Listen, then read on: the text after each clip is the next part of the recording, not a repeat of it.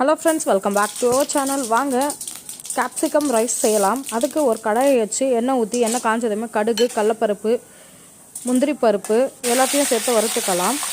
வறுப்பட்டதுமே கருவேப்பிலை, வெட்டி வச்ச வெங்காயமெல்லாம் சேர்த்து நல்லா வறுத்துக்கலாம்.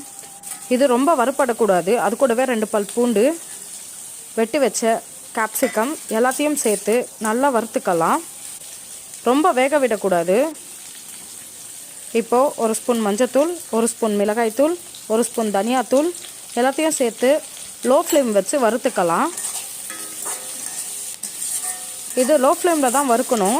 அப்போ தான் நல்லா மசாலா நல்லா இருக்கும். இது கூட தேவையான அளவு உப்பு சேர்த்துடலாம். நான் பொன்னி அரிசி வடித்து வச்சுருக்கேன். இப்போ அதை சேர்த்து நல்லா கலந்துடலாம். சூப்பரான கேப்சிகம் ரைஸ் ரெடி. இந்த வீடியோ உங்களுக்கு பிடிச்சிருந்தா லைக் பண்ணுங்கள், ஷேர் பண்ணுங்கள், கமெண்ட் பண்ணுங்கள். மறக்காமல் நம்ம சேனலுக்கு சப்ஸ்கிரைப் பண்ணுங்கள். தேங்க்யூ.